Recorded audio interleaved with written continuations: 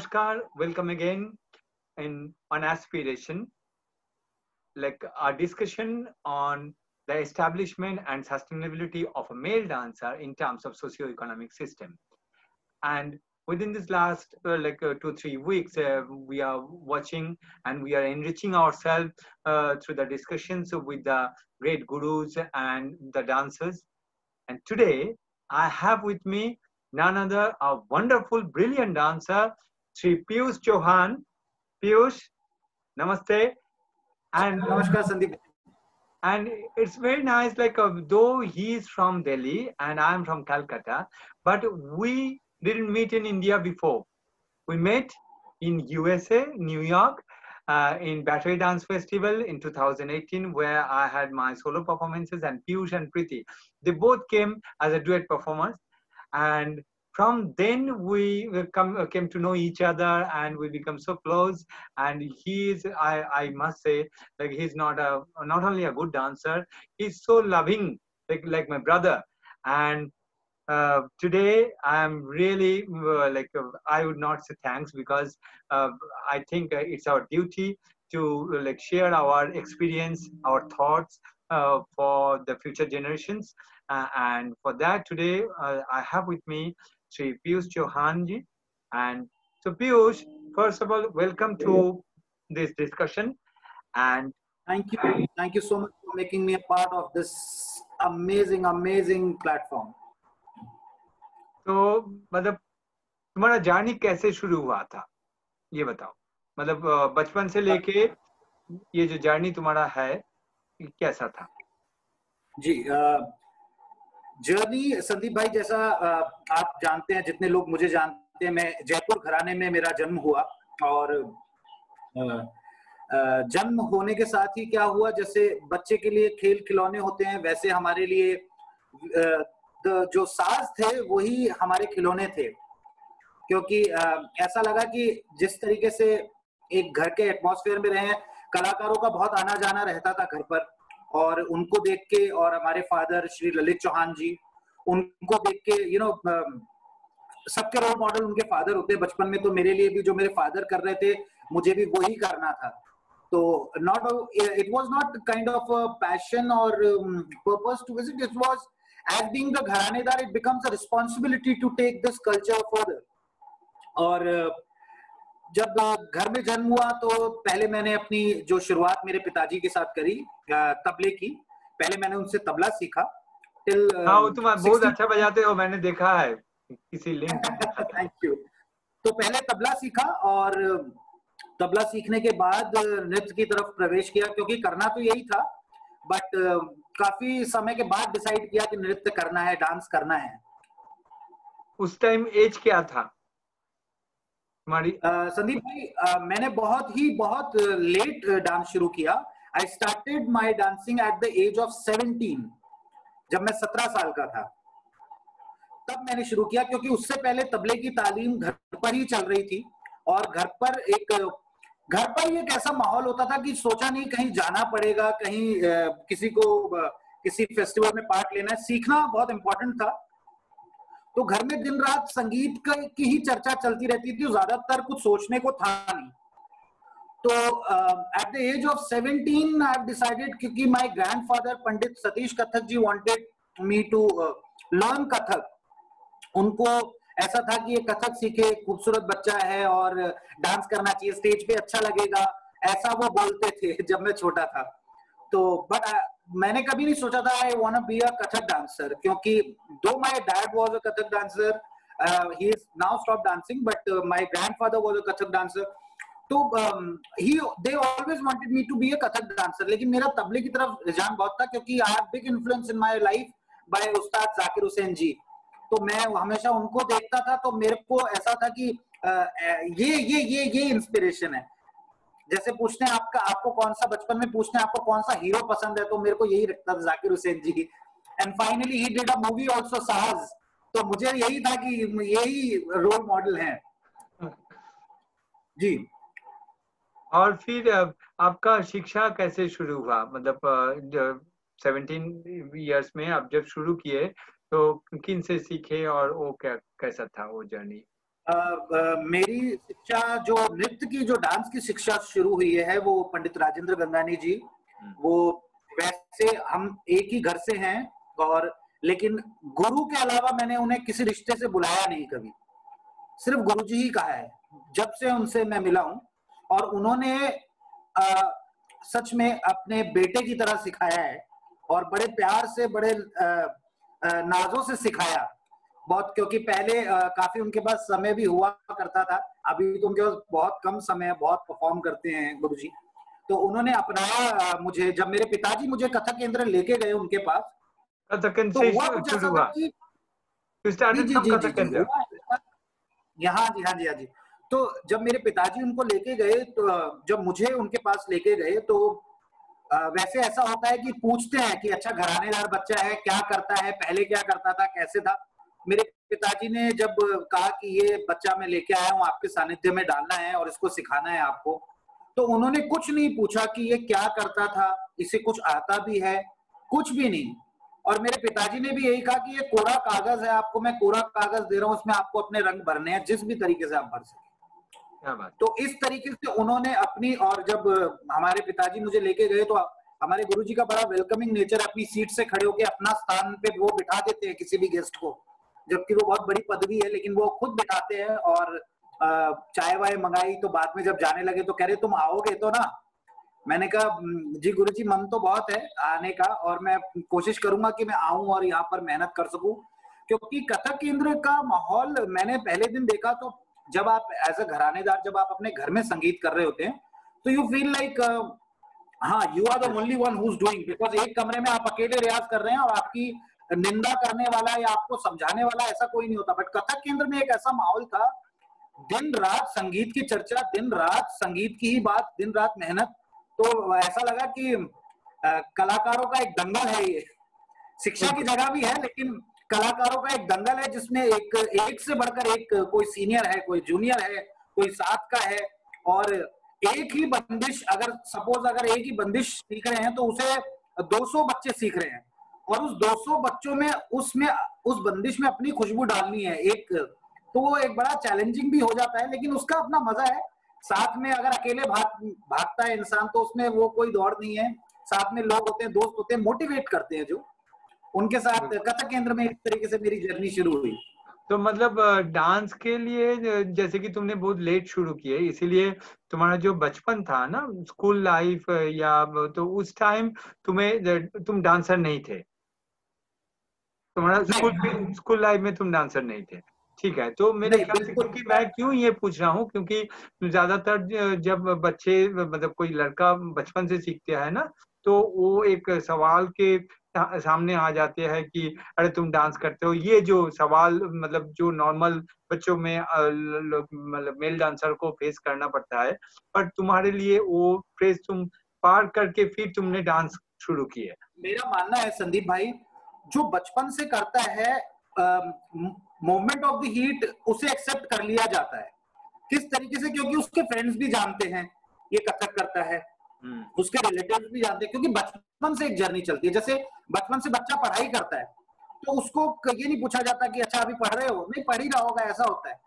लेकिन अगर at the certain age आप डांस शुरू करो, you know you left anything, but आप एक सर्टेन एज डांस शुरू करो, and you can already see some amazing dancers. I've seen your performances so many times in Kamani.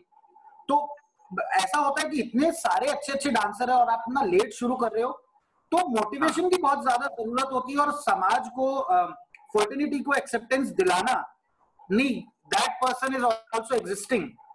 तो मेरे पास क्या था, लेट शुरू किया तो समय भी कम था, और समय कम का आई फील लाइक सक्सेस का मंत्र एक ही है, वो है साधना। बिल्कुल, बिल्कुल। साधना जो है, रियाज जो है, उसमें कहीं भी कमी नहीं आने दी होना चाहिए। नहीं, बिल्कुल बिल्कुल, घर में एक वही कैपिटल है। हाँ बिल्कुल बिल्कुल। अच्छा, तो कब तुमने डिसाइड किए कि तुम्हें डांस ही करना है? कब से ये डिसाइड किए, मतलब इसी के as a profession you will take dance, like when did you start thinking that? See, when I went to Kathak Kendra and I have seen people, it's for a young person, it's always a dream to, fly abroad and perform over there. और मैं देख रहा था कथक केंद्र से हम काफी लोग जाते थे, और हमारे गुरुजी स्पेशली वो तो हर 2 दिन में कहीं ना कहीं जाते रहते थे. So I also wanted to be on stage.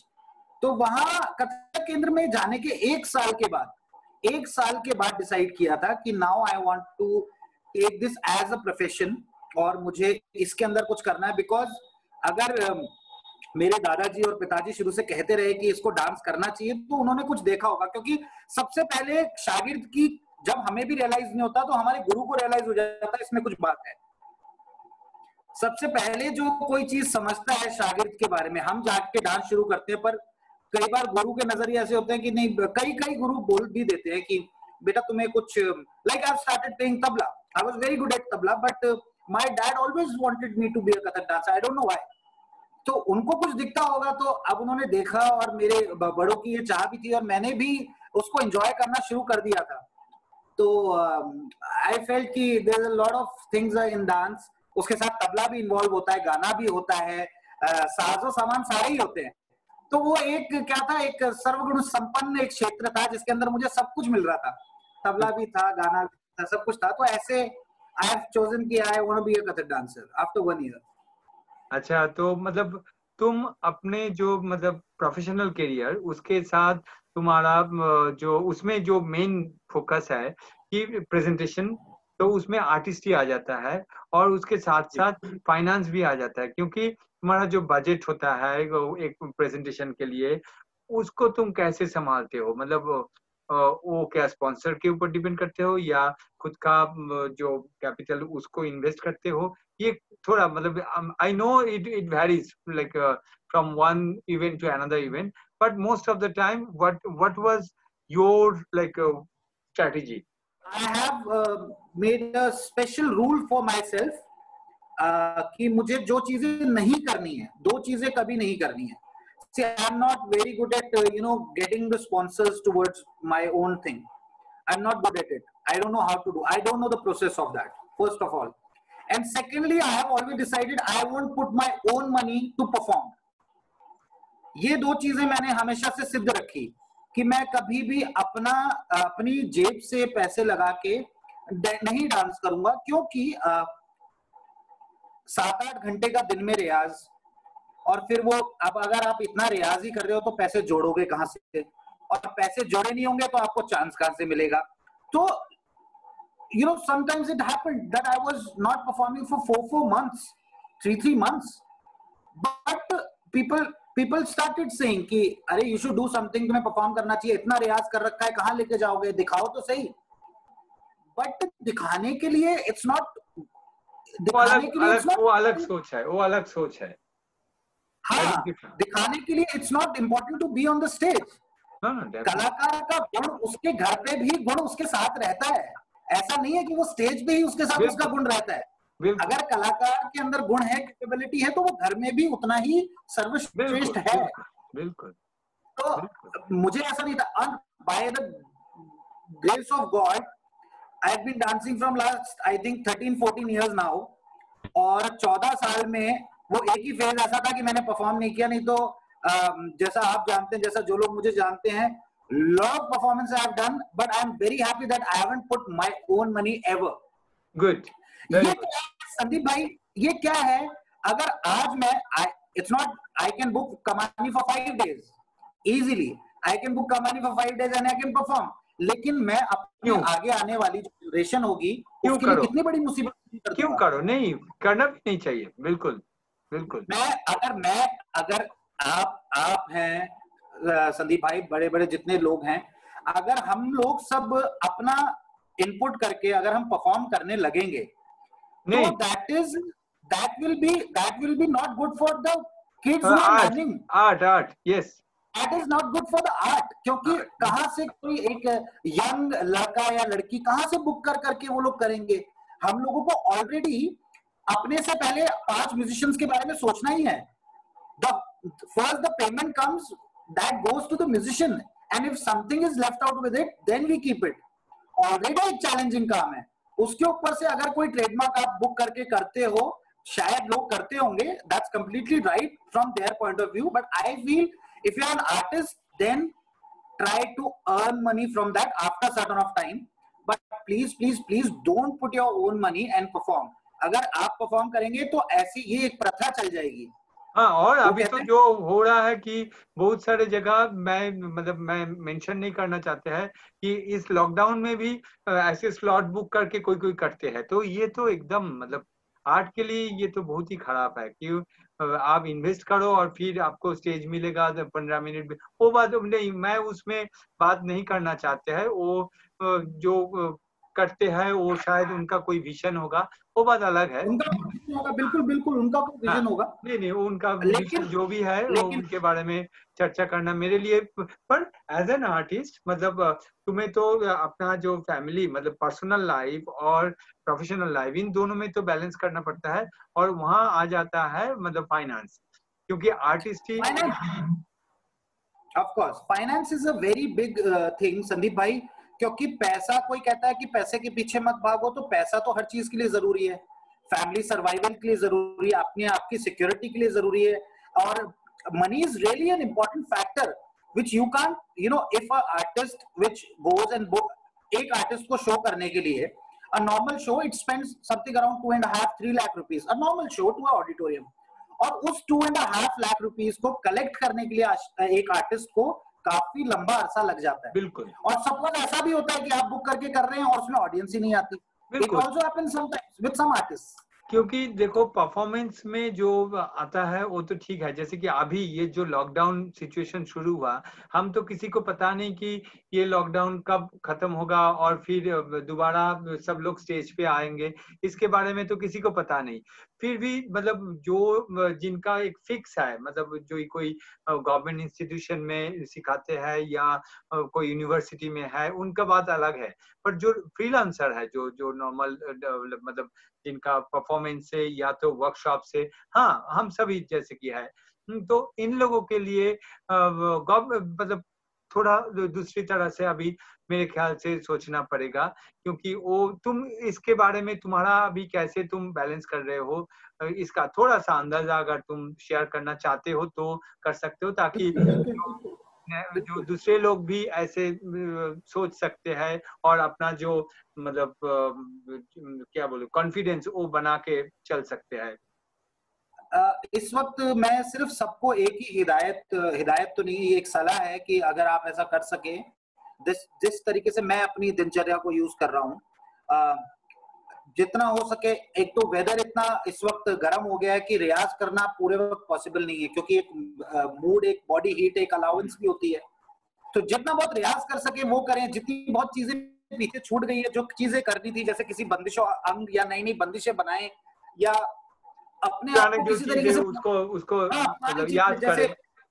हाँ, थोड़ा सा रियाज कर सकते हैं और अपने फैमिली को टाइम दे सकते हैं। हाँ, और एक्सपेंस के मामले में ये कहूंगा कि ये तो हर किसी का अपना एक पर्सनल व्यू है, ओपिनियन है कि एक्सपेंस को कैसे यूज करना है, क्योंकि किसके पास क्या है, कितना है, मैं बस ये चाहूंगा कि उसे कम से कम यूज करें, कम से कम खर्चा करें इस टाइम पे, क्योंकि हमें पता नहीं है ये चीजें कितनी चलेगी, specially for the freelancers, the people who are doing job, who are in the institutes और द स्कूल हाँ जॉब, एनीवे इट्स उसको गुड हाँ for them that they are getting the salary, but if you think about the freelancers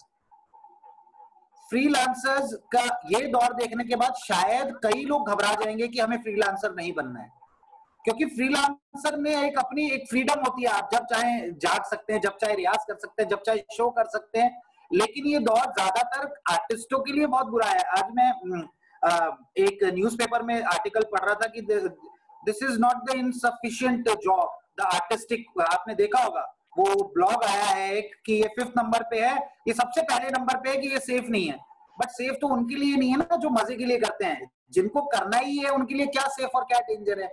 अब अगर चुना है, खुद ही चुना है, और तो इसके साथ सरवाइव भी खुद ही करना है ना। आर्ट को बुरा कह देने से, दौर को बुरा कह देने से, ये चुना तो देखिए हमने ही है ना, बिल्कुल और बिल्कुल इसके साथ जीना भी खुद ही है।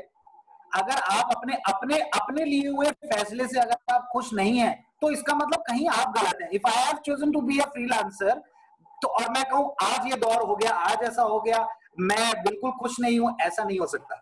बिल्कुल आप खुश है या नहीं है, बड़े आप देखिए, from the 7 star artist to a student, सभी लोग घर पे ही हैं, दे नॉट डूइंग एनीथिंग। बिल्कुल तो बिल्कुल अभी जब इतने बड़े बड़े लोग या छोटे छोटे, अभी हाल ही में जैसा हुआ देखा हमने, Sushant Singh Rajput, such a fabulous artist, he is gone now. अब वो क्या काम की फ्रस्ट्रेशन थी, क्या था, लेकिन आपको अपना विल पावर ऐसे वक्त के लिए ही, this is an exam of every artist, कि Yes. अगर आप अपनी विल पावर मजबूत रखेंगे तो शायद हो सकता है जब ये दौर खत्म होगा तो आप ये कह सकते हैं हमने उस दौर में भी सरवाइव करके कला को जिंदा रखा अपनी। नहीं नहीं, बिल्कुल बिल्कुल, नहीं नहीं, वो तो मैं तो पूरा हम मानता हूँ। और अगर तुम जी सच्चे दिल में करते हो ना, वो तुम्हारा अगर विल पावर, मेरे मतलब एक्सपीरियंस से मैं कर रहा हूँ, किसी ना किसी तरह से वो आ जाता है, वो ऊपर वाला को के ऊपर अगर तुम्हारा विश्वास है, काम पे अगर जी विश्वास है, तो कहाँ से कहाँ क्या मिला देता है, वो तो मतलब until and unless you experience that, you can't understand the force of the willpower and the supreme power. You can't. आपने जो एक ये सवाल रखा था मुझे बड़ा पसंद आया कि how do you put your own things in the performances. ये बहुत इंपॉर्टेंट एक सब्जेक्ट है जिसके बारे में कोई बात नहीं करते। आजकल के मेल डांसर्स के ऊपर देखिए आप कर रहे हैं, आप जिस तरीके से कर रहे हैं, and you know taking a personal interviews for such a big time, और उसको फिर अपलोड करना, लोगों तक पहुंचाना। Who has done this for male dancer from the history, और आज तक No, no, no, मुझे no. बताइए। And I am not doing it only for the male dancer. This is my first session is going on, and in the next session, it will be for the females as well. Because I don't believe in any gender discrimination. No no no But no no being a but male dancer, specially no, no. I'm explaining you, like being a male dancer, like we should like see our own image from the mirror. So I know the main problem that we are facing right now.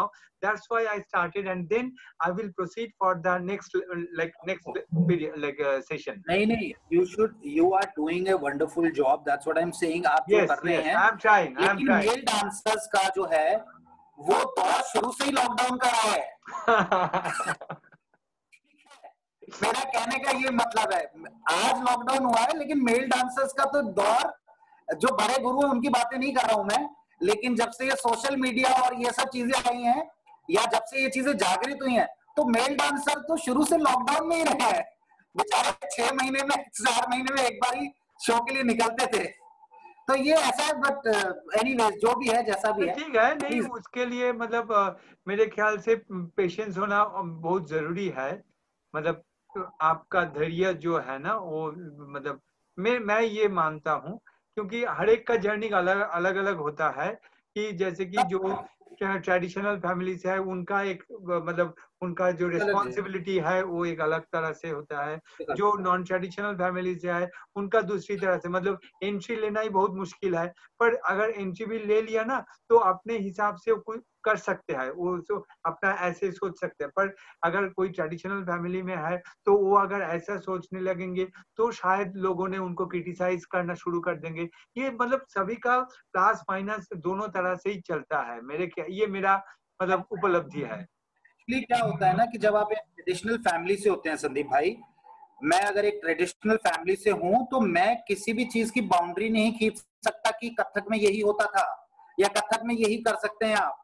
I am not the one, I am also very young for these things. अगर ऐसे कोई सवाल होते हैं तो वो बड़े गुरुजनों से होने चाहिए कि घरानेदार, मैं बता रहा हूँ कि फैमिली में भी I also get motivated by seeing you all people, और सब लोगों को मैं देखता हूँ जो और अदर जो नॉन घरानेदार हैं, they are doing such fabulous dancing. लेकिन लेकिन सीरियसली संदीप भाई, और मैं देखता हूँ कि इतना अच्छा करें, कई बार वी गेट मोटिवेटेड कि क्या बात है, वो किस तरीके से ये जगह बना के निकल गए। जैसा मैंने आपको अमेरिका में किया था कि आपने एक वो जो कुमार दा का जो एक छंद किया था, वो वो सीधे उल्टे पैर से, क्या बात, मैंने आपको ये बोला था फोन पे जब बात हुई थी कि संदीप भाई क्या आपने क्या मतलब ग्रीन रूम तक पैर ऐसे मोती के दाने की तरह सुनाई पड़ा था, मैं बाहर आ गया था सुनने के लिए। नहीं, वो तो गुरु जी की कृपा है, उन्होंने मुझे ऐसा रियाज कराया। पर अभी इतना खराब लग रहा है क्योंकि अभी देखो लॉकडाउन में घर पे बैठे हैं, पर अभी टाइम है, बाकी समय तो काम के लिए टाइम नहीं मिलता है, तो इसलिए अभी ऐसे पहले जैसे जा नहीं पाते हैं। पर अभी टाइम है, घर पे है, फिर भी ये लॉकडाउन की वजह से जा नहीं पा रहा। तो ये दुख है, ये दिल में बहुत ही दुख है। ये दुख है, ये दुख है, बिल्कुल बिल्कुल बिल्कुल। नहीं बिल्कुल बताइए। तो बहुत ही अच्छा लग रहा है। और अच्छा तुम ये बताओ कि आने वाले जो पीढ़ी है उनके लिए तुम्हारे कि मैं सजेशन कहूँ या तुम्हारा जो मतलब तुम्हारा जो खुद का एक्सपीरियंस और आप आइडिया मेरा जो नजरिया, हाँ, नजरिया बोल सकते हैं आप हाँ उसे। हाँ हाँ बोलो। आगे आने वाले जो अब वैसे काफी आगे आ चुके हैं, क्योंकि दो चार चीजों से थोड़ा सा मैं निराश भी हूँ और थोड़ा खुश भी हूँ। जो देखिए संगीत के क्षेत्र में और हमारे डांसिंग क्षेत्र में हमारा जो मुस्तकबिल है, जो फ्यूचर है, वो बहुत ही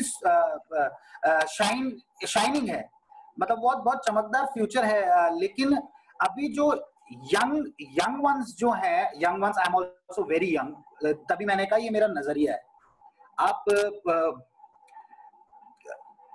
थोड़े ही टाइम के अंदर अगर आप ये सोचें कि हर चीजें मिल जाए, मैं देखता हूं जब से सोशल मीडिया प्लेटफॉर्म सबके हाथ में आया है, ये फोन और ये फेसबुक आया है, कुछ भी कोई भी लिख देता है, तो ऐसा नहीं होना चाहिए। और खासकर जिन पे जिम्मेदारियां उन्हें करना चाहिए, क्योंकि सी आजकल जो चल रहा है, जिनका बैकग्राउंड बड़ा सॉलिड है, जिनके बैकग्राउंड अच्छे हैं, जो कर सकते हैं इस चीज को, वो क्या करते हैं, they organise a show and invite good people, और उन गुड पीपल से they started getting the benefits of the things जो नहीं होनी चाहिए, जो एक्चुअली में मेहनत से हासिल होती है चीज, उसे होने देना चाहिए। क्योंकि आप कुछ भी सजेस्ट कर देते हैं, अभी आप और मैं जूम पे बैठे हैं तो हम ही दो बात कर रहे हैं, शायद तीसरा भी कोई इंपॉर्टेंट बात कर सकता है, लेकिन ये interview, this is a going on, chat going on. लेकिन लोग क्या कर रहे हैं इस वक्त, जो यंग वंस है, जिनसे मैं थोड़ा सा नाराज नहीं हूं, थोड़ा सा मैं अपनी फीलिंग्स बता रहा हूं कि प्लीज वर्बली ज्यादा शेयर ना करें। मेहनत का काम है ये, इसको मेहनत से प्रूव करें, है ना। सेल्फ ऑर्गेनाइजिंग 10 शोज, सेल्फ, और अच्छे से अच्छे बड़े बड़े लोगों को बुला लिया और उनसे आउट ऑफ द बेनिफिट आपने चीजें ले ली at a very static age, तो वो थोड़ा सा देखना चाहिए कि क्योंकि ये सारी मुसीबत बाकियों के लिए हुई। कुछ यंग लोग बहुत अच्छा रियाज कर रहे हैं इस वक्त भी, I keep on seeing the videos, कुछ यंग लोग बहुत अच्छा रियाज कर रहे हैं। और क्या है, शांत स्वभाव, एक आर्टिस्ट का जो नेचर है वो उसके काम में आ जाता है। तो और तो जिस तरीके से आप जितना शांत रहें, हम्बल रहें, बड़ों के छोटों की रिस्पेक्ट करें। आई सी 17, 18, 20 ईयर्स जो बच्चे हैं, और खासकर जो फैमिली या नॉन फैमिली के जिसके भी हैं, they started calling each other Pandit ji. 18-19 साल के, 20 साल के लोग एक दूसरे को पंडित जी कह रहे हैं। अब आप कहाँ पंडित किन लोगों के नाम के आगे लगता है, ये उपाधि है जो लोग देते हैं। मैं अभी तक किसी को ऐसे मीट नहीं किए जो मतलब ऐसे 18-19 साल के लोग। इसीलिए आपसे मैं इस चीज को, आपके माध्यम से, आपके प्लेटफॉर्म पे ये चीज रख रहा हूँ। आपने नहीं किया होगा, ये सच ए वंडरफुल ह्यूमन बीइंग, आप उसमें नहीं रहते। लेकिन मैं कभी किसी से मीट नहीं किए, मतलब ऐसे एज ग्रुप के जो मतलब नहीं, वो समझ गया, वो मैं समझ गया कि आप नहीं रहते। लेकिन छोटे छोटे 20-20 साल के लोग आजकल जब कहते हैं ना कि कथक में ऐसा होना चाहिए, कथक में वैसा होना चाहिए, 20, 22, 25, 30 डांस को समझने में 10-11 साल लग जाते हैं। संदीप भाई, आपने अपना एक तो हमारी उम्र है और एक हमारी नाच की उम्र है। मैं 40 इयर्स इस फील्ड में, मैंने तो हैरान हो गया था जब पहली बार, मैं और प्रीति, कितना आश्चर्य हो गया था हमें जब हमने आपकी एज सुनी थी कि संदीप भाई इस उम्र में इतना पैर आपने तैयार कर रखा है कि क्या मतलब। दिस इज कथक डांसर का एम होता है कि हम नाचते रहें, एंड तक नाचते रहें, लोग हमें याद रखें, लोग हमें प्यार करें, है ना। इतनी सब चीजें जब मैं घुंघरू बांधता हूं तो सच में संदीप भाई ऐसा लगता है कि पूरी दुनिया मुझसे प्यार करती है। जब मैं घुंघरू बांध के रियाज करता हूं तो ऐसा लगता है कि सबकी वेल विशिंग, सबकी पॉजिटिविटी एक साथ जुड़ी हुई है। तो यंग जनरेशन के लिए जो आपने सवाल किया वो ये है कि प्लीज रियाज पे फोकस करें, और जिससे जो चीज मिलती है, जिसकी बंदिश है, चाहे कॉस्ट्यूम है, चाहे लाइट डिजाइन है, चाहे एक तिहाई भी है, उसका नाम प्लीज लीजिए स्टेज पे, जिससे आप जो चीज एक्नॉलेजमेंट है ना। क्योंकि यूट्यूब से देख लेना या किसी वीडियो से कॉपी कर लेना बहुत ही आसान है, लेकिन आप अगर उसका नाम उस चीज के साथ जोड़ देंगे तो क्या है ना, उसकी तासीर उसमें आ जाती है, उस चीज की तासीर, ब्लेसिंग्स वो उसमें आ जाती है। नाम लेना चाहिए। मैं नाचता हूँ नहीं, वो तो जैसे कि हम लोग करते हैं, अगर फॉर एग्जांपल तुम्हें पता है कि गुरुजी पंडित कुमार बोस जी ने कोई बंदिश मेरे लिए उन्होंने ही बनाए थे, पर उन्होंने भी जब मेरे लिए बनाया ना तो उन्होंने मुझे कहे थे कि ये दुर्गा भाई मतलब दुर्गा लाल जी के साथ उन्होंने बजाते थे, तो उस अंदाज को लेके उन्होंने मेरे लिए ये बनाया। तो मैं क्या करता हूँ, मैं जब भी वो बंदिश करता हूँ तो मैं ये पूरा डिटेल मतलब शेयर करता हूँ स्टेज पे, ताकि ये बेसिक जो आइडिया, क्योंकि उन्होंने मुझे ऐसे ही बताया, तो मेरे ख्याल से यही तो ट्रेडिशन होना चाहिए ना, कि जो रेफरेंस मतलब अगर ना सच मानो कि जैसे कि पीएचडी होता है, जो थीसिस पेपर लिखते हैं ना, तो तुम्हें ये रेफरेंस वहां भी है, पढ़ाई में भी है, कि तुम कौन सी किताब में से कौन सी पेज से ये तुम मतलब रेफरेंस दे रहे हो। ये तो मतलब ऐसे ही होना चाहिए, ऐसे बिल्कुल बिल्कुल सही। बिल्कुल, मैं मेरा आपके पोडियम पे ये चीज कह रहा हूँ कि जिससे जो चीज मिलती है, जो चीज आती है, उसका नाम लेने से उसमें उसकी तासीर आ जाती है। हम क्यों बड़े बड़े लोगों का कान पे हाथ लगा के नाम लेते हैं? क्योंकि ताकि जब हम उस बंदिश को नाच रहे हैं तो उनकी तासीर, उनका आशीर्वाद उसमें आ जाए उस वक्त। नहीं तो बाद में भी तो बता सकते हैं कि जी उनकी बंदिश थी, लेकिन उस वक्त नाम लेना बहुत जरूरी है लोगों तक। जी संदीप भाई। हाँ जी बस यही, और थैंक यू। एंड लाइक मतलब शुरुआत जैसे किए थे, तो for this interview, like I think both of us must mention one name, because without him we couldn't meet each other. That is Jonathan Hollander. Jonathan Hollander. Yes, Yeah. Jonathan. Yes. Because of him, and he is such a wonderful human being, like who always think about Indian dance, and not only Indian dance, like like thinks about the dance, how like the whole world of dancers can be come together. And so I think, see, Piyush, am I right? Like from both of us, because we met. When you are saying Jonathan's name, मुझे ऐसा लग रहा है that because he is such a dedicated person.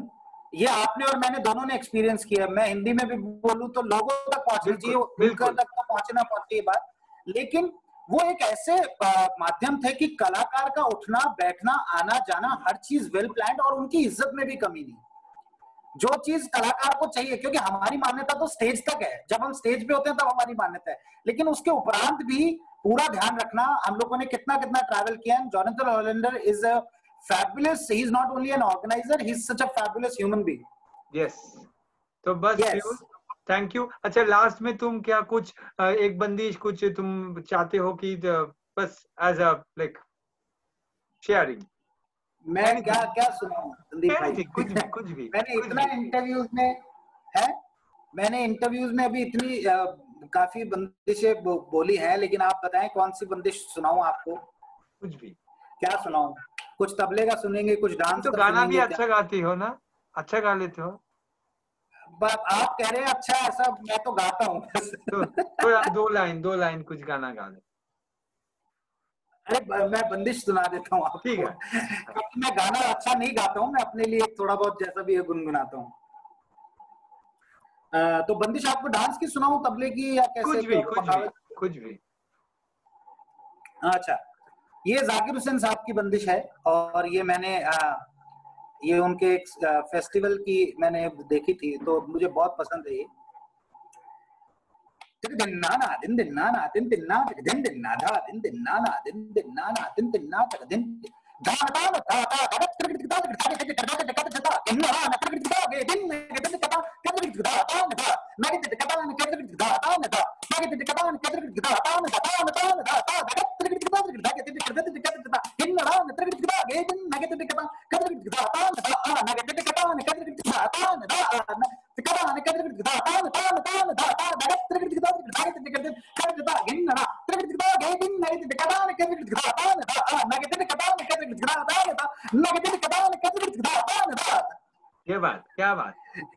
क्या बात। जाकिर हुसैन साहब मैंने सुन के उनको वर्बली याद की थी। जी बस, तो बहुत बहुत मुबारक। Thank you for giving your time for this interview, and I hope everybody will enjoy, and it's my pleasure, and we will continue this discussion like with many more. Thank you so much for inviting me on this platform. और जिनके भी please मैं आप एक message देना चाहता हूँ जिस तरीके का माहौल चल रहा है, हम आर्टिस्टों को एक दूसरे को मोटिवेट करना है।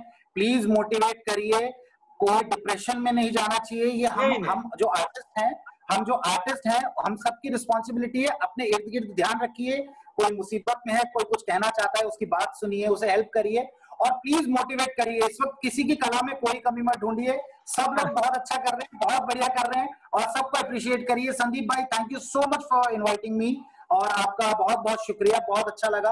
आई होप लोग देखें और उन्हें पसंद आए और बस एंजॉय करें। Thank you.